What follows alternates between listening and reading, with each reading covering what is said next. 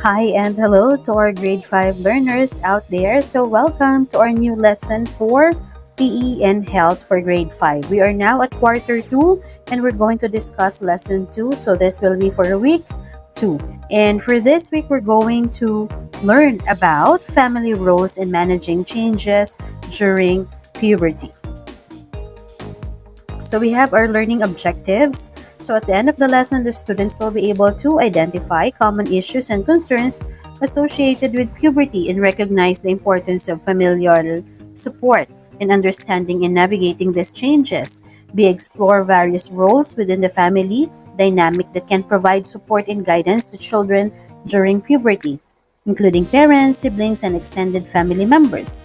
Literacy develops strategies and resources for families to actively engage in supporting children through puberty. Okay, so what is our topic? So it is about family roles and managing changes during puberty. So ano ba yung iba't ibang role ng ating pamilya sa pag-manage, no, sa pagtulong sa atin kung paano i-handle yung ating pagdadalaga at pagbibinata. So as you approach puberty, during your puberty stage, and as you approach your adolescent stage, ano ba yung mahalagang gawin ng ating kapamilya para maibsan, no, yung ating worries, no, yung ating pag-aalinlangan as we go through this stage. So for day 1, let's have a short review. So can you name 2 changes that happen to your body during puberty and why is it helpful to know about them? Describe a technique we discussed about managing your feelings during puberty. Why do you think it's important to have these strategies? And why did we talk about asking adults and friends for help during puberty? Can you think of a time when it might be helpful to do that? Okay. So, for your next activity, okay, your teacher will present series of slides, okay, depicting family roles, okay, such as parent, guardian, sibling, grandparent, or other relative or family friend. Okay, so you're going to take a moment to think about how that family member can support you during this period of puberty. So after each slide, you're going to share your thoughts with the class. Okay, so let's unlock first some content vocabulary. First, we have peer pressure, influence from members of one's peer group. Okay, so ito yung kung saan ikaw ay nape-pressure na makisama o kaya naman gawin yung mga bagay na ginagawa ng inyong grupo o samahan o barkada na kahit labag sa iyong kalooban. So, alimbawa, kahit hindi ka naman talaga uminom, pero yung tropa mo, yung mga naging kaibigan mo ay very adventurous sila when it comes to drinking. So, parang kahit na hindi mo gusto, so, napipilitan ka kasi kasama ka doon sa grupo nila. Okay? So, yung nape-pressure ka dahil sa mga kasama mo. Okay, gynecomastia is a condition in which breast tissue is enlarged in boys or men. This condition can occur at any age and affect one or both breasts. So, sometimes and evenly. So, ito naman yung condition na kung saan lumalaki, no, yung breast ng boys, no? At madalas, ito ay, hindi man madalas, no, ito ay maaring mangyari sa kahit na anong edad at maaring maapektuhan ng isa o yung dalawang breast ng lalaki na kumbaga nag-enlarge siya at minsan pa ay hindi pa pantay yung paglaki ng kanyang breast. So ito yung condition na yon para sa mga kalalakihan kasi hindi naman siya common sa mga lalaki na lumalaki yung kanilang breast. Pero sa babae, it is very common. Talagang lumalaki siya kasi in preparation sa milk ng future baby, ng girl. Complexity, the state of having many parts and being difficult to understand or find an answer to. Self-esteem, belief and confidence, your own ability and value. Okay, so we have here puberty-related issues, concerns, and the need for support and understanding of the family. So, do you ever feel embarrassed or self-conscious about the changes you're experiencing during your puberty? So, halimbawa, nagulat ka na lang, biglang naging oily yung mukha mo at naglabasan yung mga pimples mo. So, parang nahihiya ka kasi parang biglang sumulpot bigla, no? Yung maraming mga pimples. Another thing, are there any specific challenges or concerns you have about navigating puberty? Okay, so how do you think puberty-related issues might impact your relationship with family members or peers? So for number two, no, personally, ang specific challenge na kinaharap ko is during my period. Okay, yung buong kahabaan ng pagkadalaga ko, no, from the very first menstrual period, no, hanggang sa nito na lang, no, nung ako ay nag-asawa, okay, talagang matindi yung dysmenorrhea ko. To the point na alam ko na kaka-relate yung ibang girls na nakaka-experience ng dysmenorrhea, talagang iba yung sakit niya. Yung talagang itutulog mo na lang para mawala. Okay, hot compress, tapos yung mga panghaplas, yan. So kapag na-relax ka na, nakaidlip ka na ng konti, nawawala naman na siya. Pero grabe, iba talaga yung tindi niya yun. Namumutla ka na sa sakit, yung iba nga nahihimatay pa. No, iba talaga yung sakit ng dysmenorrhea, talagang hindi mo ma-explain. So I hope not hindi nyo madanasan yun, at kung maranasan nyo man, ay yung meron kayong family na handang sumuporta kasi naintindihan nila yung iyong nararanasan. Talagang hindi ka niyan makakabangon halos isang buong araw kapag matindi talaga yung atake ng dysmenorrhea. Especially for me, yung first day, yung iba kasi second day. Pero yung iba, days before their period, nakakaranas niya sila ng pagsakit, no, ng kanilang puson. Okay, so in what ways do you feel supported by your family when it comes to dealing with puberty-related issues? And how important is it for you to have someone to talk to about your concerns or questions related to puberty? So mahalaga ba sa inyo na may nakakausap kayo, yung mga nasasagot, yung mga tanong nyo? Bakit nangyayari to sa inyo? Bakit ganito yung katawan mo? Bakit biglang parang ang gana-gana mo nang kumain? Dati naman, hindi ka masyadong magana. Kung ano ibigay ni mama mo or ni papa mo, ano yung ipakain sa'yo, okay lang. Pero ngayon parang gusto mo na mayat maya, may snacks ka, pagkakain mo ng snacks, maya-maya tinatanong mo na kung ano na yung dinner mo. So parang nag-iba, no? At parang napapansin mo, ba't parang nagiging mas emotional ka na, no, this day? So bakit parang biglang, friends naman talaga kayo, pero bakit biglang parang nagsiselos ka kapag may kasamang ibang set of friends yung kaibigan mo? So parang nagkakaroon ng changes sa iyo. So, gaano kahalaga na meron kang nakakausap regarding this matter? And what do you think family members can do to better understand and support adolescents going through puberty? So, gaano ba kahalaga yung suporta, no? At ano ba yung maaring gawin, no, ng pamilya natin para mas higit tayong maunawaan, lalo na sa pinagdadaanan natin na stage na ito, or especially kayo kasi ako tapos na. Okay, so again, puberty is a time when many areas of development undergo significant changes. They start to wonder what's normal and what's occurring to their bodies at this time. They frequently make comparisons between themselves and their peers, noting physical changes in their bodies or variations in height when they form a line. Naisip mo ba, bakit kaya ang ganda ng katawan niya? Bakit ako hindi naman? Bakit parang ang lapad-lapad ko? Ba't parang hirap na hirap akong magpapayat? Pero bakit sila ang ganda-ganda ng katawan? So may mga ganyang questions ka. Bakit biglang tumangkad siya? Dati naman, mas matangkad ka. Pero ngayon, ikaw na ang nasa harapan ng linya. These developmental shifts might occasionally cause parents and teenagers to worry. These problems can include worries about body image, self-esteem, physical growth, and puberty. The family serves as a crucial anchor amidst this concern, providing a haven where adolescents can seek comfort, guidance, and reassurance. Okay, so minsan napaka-supportive ng magulang naman natin. Pag in terms na ang sarap-sarap mong kumain, supportive naman sila, 'di ba? Pero kapag magda-diet ka naman kasi parang nako-conscious ka na, ano naman, parang pag sinabi mo naman, ba't parang ang taba-taba ko, sisisihin ka naman, di ba? Na kain ka kasi ng kain. Pero bigyan din naman sila ng bigay sa ng pagkain. Okay, so ano ba yung mga dapat, no, na gawin ng ating pamilya para suportahan tayo? Especially, hindi rin sa lahat ng mga bata ay pare-parehas ng pinagdadaanan. So, kailangan nila ng gabay, no, na to feel secure about themselves para ma-build yung self-esteem nila. Kasi kapag sa family pa nanggaling yung pagda-down sa kanila.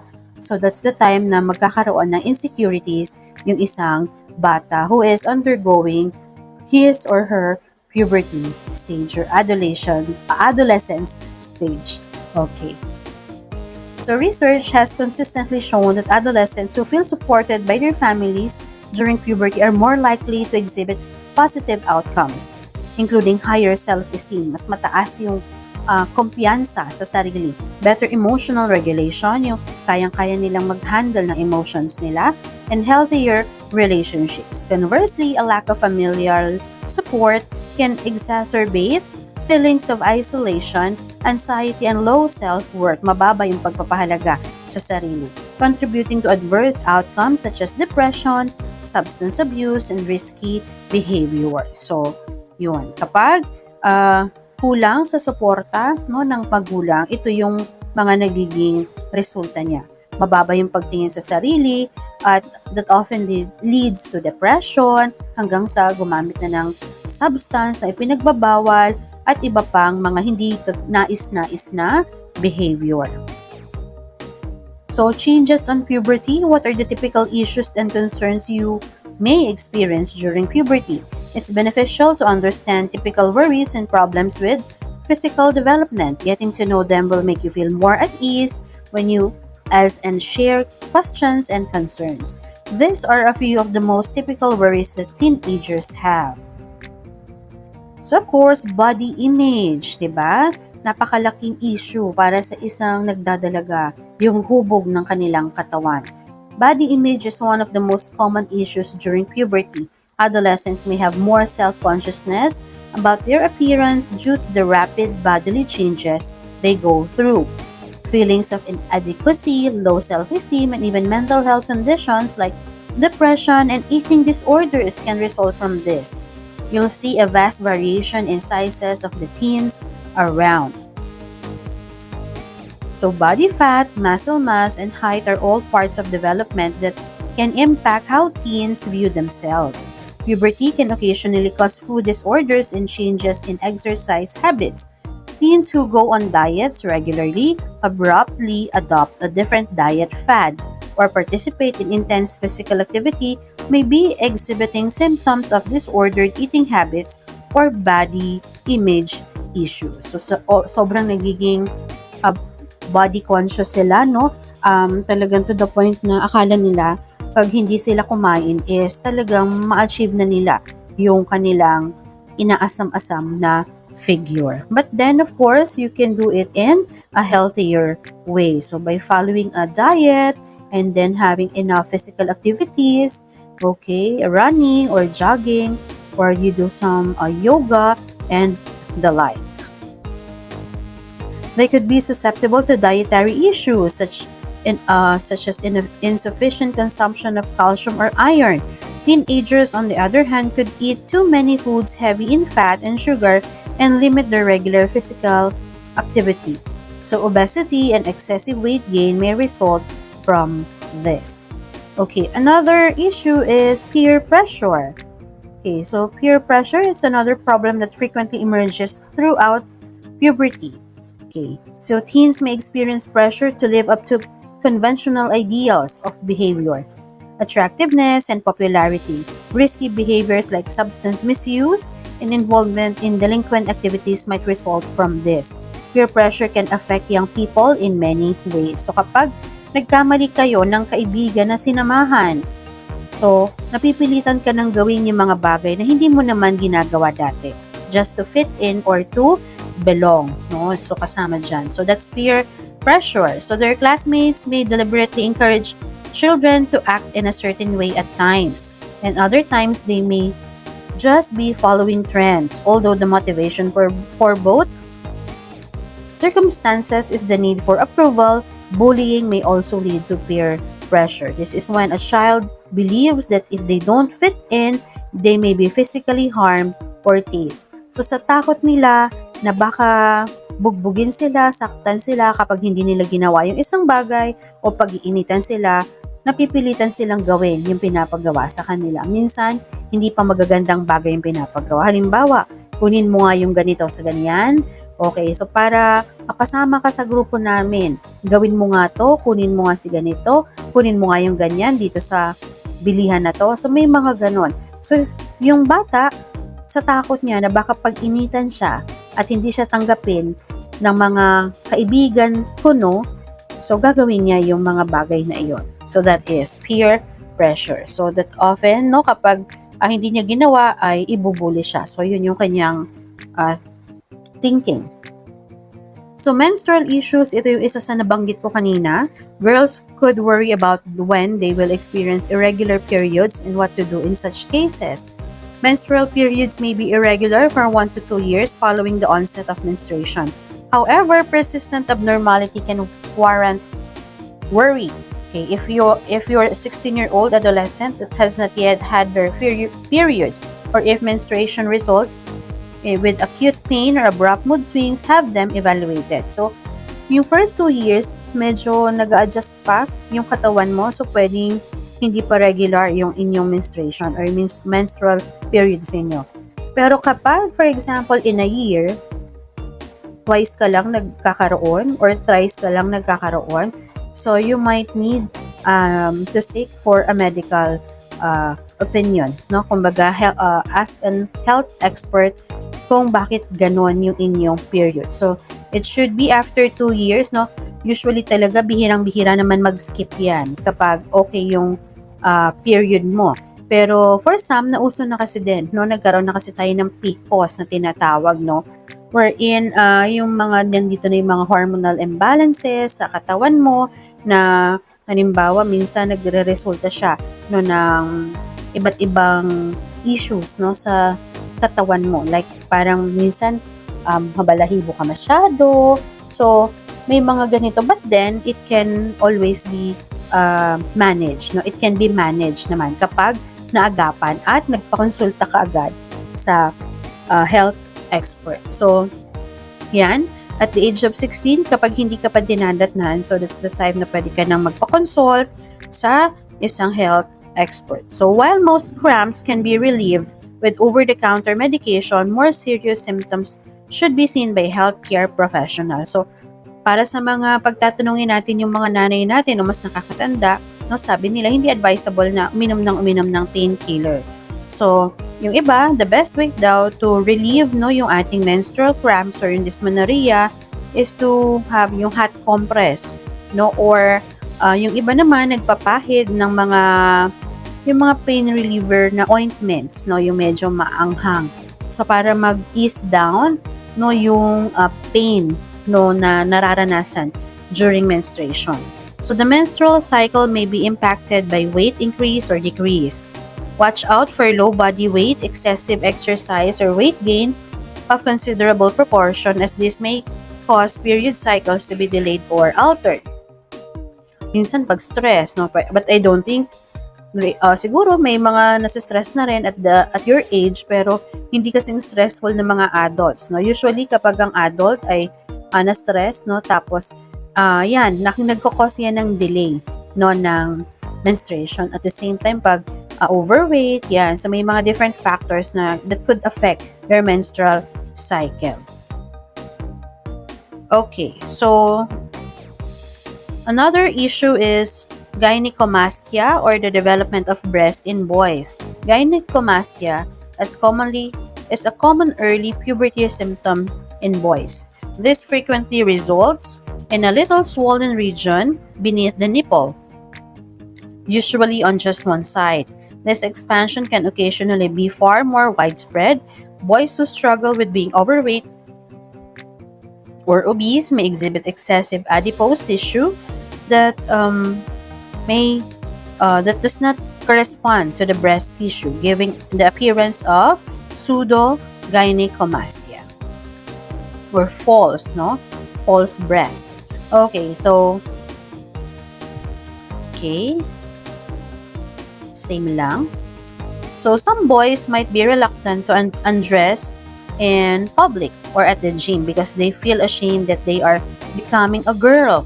Inform them that the chest expansion will go away in a year or two and that in most circumstances this is perfectly typical stage of adolescent development. Okay, next is mental health. Mental health concerns are increasingly recognized as significant issues during puberty. Hormonal changes, academic stress, and social pressures can contribute to anxiety, depression, and other mental health disorders among adolescents. Mental health is impacted by several variables. The possible impact on adolescents' mental health increases with the number of risk factors they are exposed to. Adversity, peer pressure, and identity exploration are some of the factors that can lead to stress during adolescence. Media influence and gender norms can exacerbate the disparity between an adolescent's lived reality and their perceptions as or aspirations for the future. Other important determinants include the quality of their home life and relationship with peers. Okay, so we have here your post discussion questions with your teacher. Okay, you can have this with your journal. So, puberty journal. Okay, so activity 3. Okay, so still part of your journal. Okay, so for day 2, we have our second subtopic. So, different roles to support and guide children in managing changes during puberty. So, my kind of adult. So, we have here a picture of your family. Okay, so give one trait or characteristic they would want in an adult who will support them through changes during puberty. So, ano ba yung gusto mong maging trait o ugali ng inyong kapamilya na yung susuporta sa iyo? So, ano yung gusto mong maging ugali nila, no? Na kung saan kayo ay susuportahan nila sa mga pagbabagong nararanasan mo as you enter the adolescent stage at yung iyong pagpasok sa puberty stage. Okay, at ano yung dahilan bakit ito yung sinulat mong ugali na dapat taglayin nila? At bakit mahalaga sa iyo na sila ay maging ganon? Halimbawa, maunawain, no? O huwag kang i-judge. Yan. So, bakit mahalaga yung mga yun para sa iyo? Okay, so next we have different roles. Okay, so imagine you're facing difficulties during puberty and need someone to talk to. So, list 5 people you would want to call you during these times of difficulty.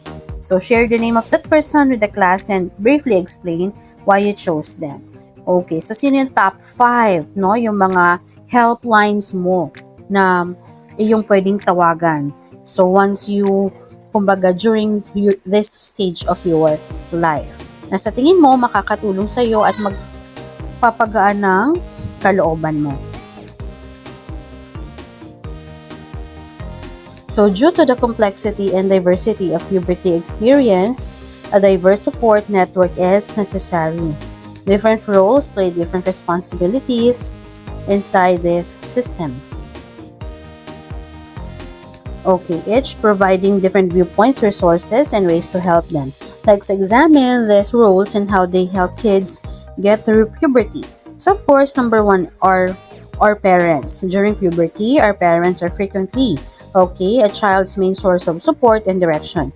As kids adjust to emotional and physical changes, they provide them with comfort, unconditional love, and useful guidance.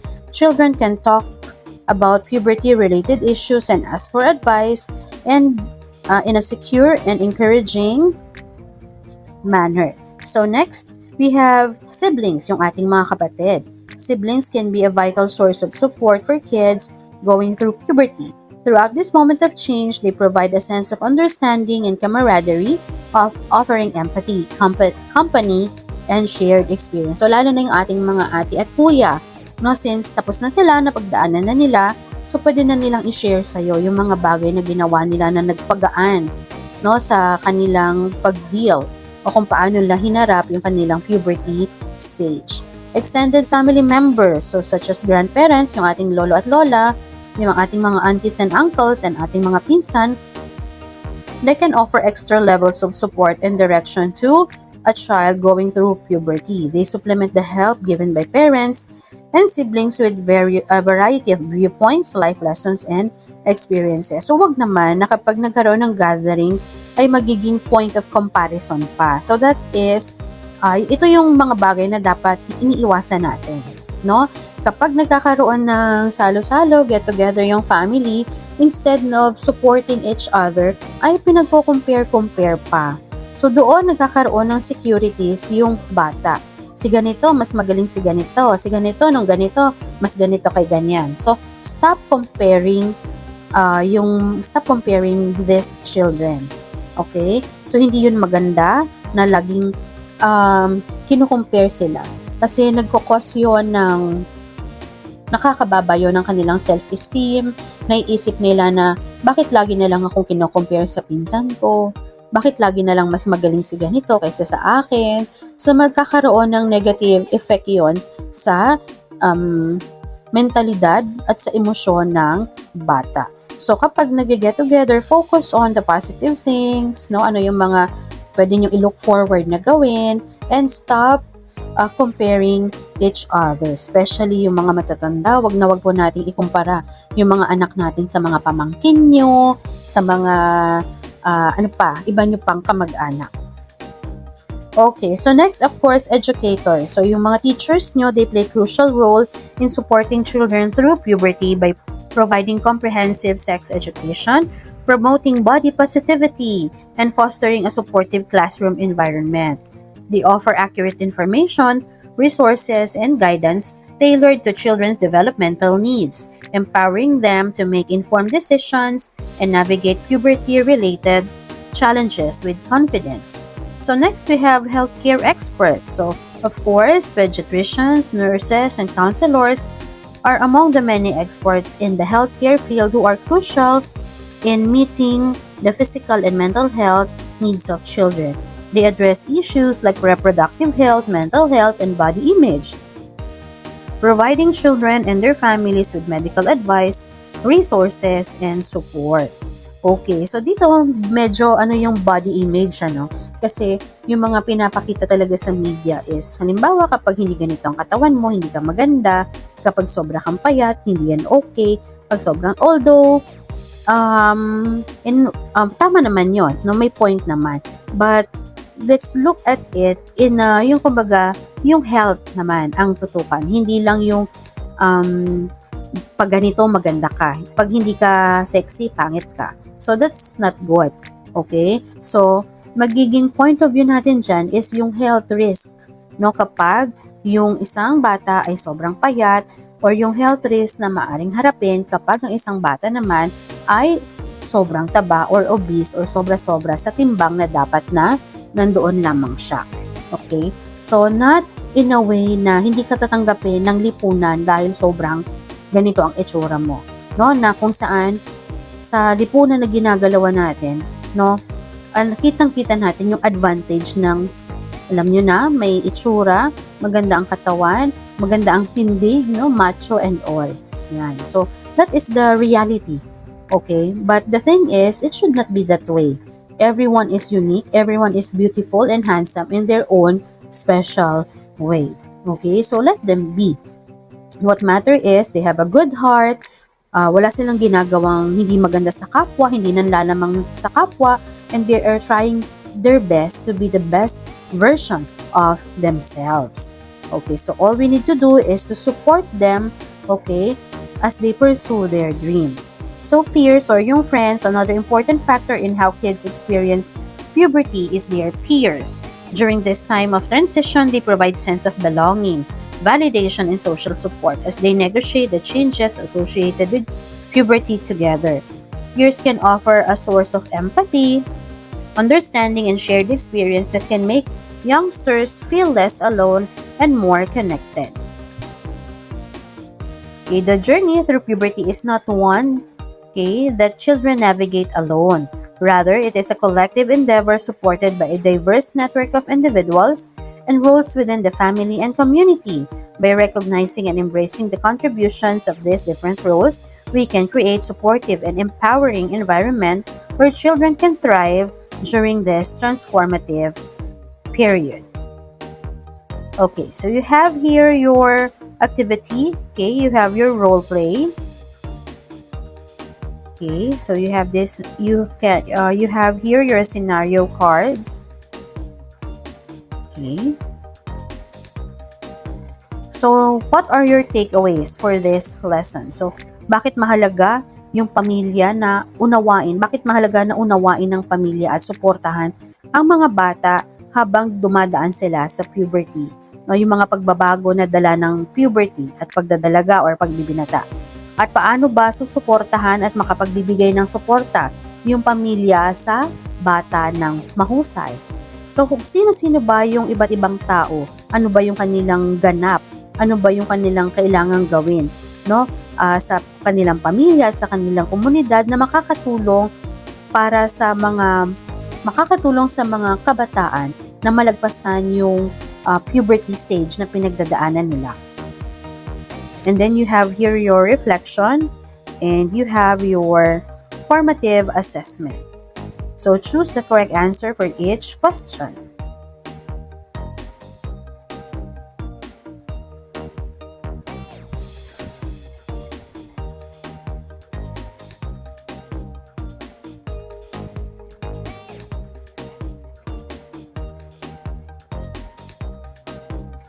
Okay, so we have here your answers for your formative assessment. So I hope you got it all right. Okay, so this is the end of our lesson for PE and health. So thank you for watching and thank you for listening. So I hope you learned something, especially on how our family could be a big help as we as we start the journey, okay, towards being an adult, okay, by entering your adolescent stage and currently experiencing puberty.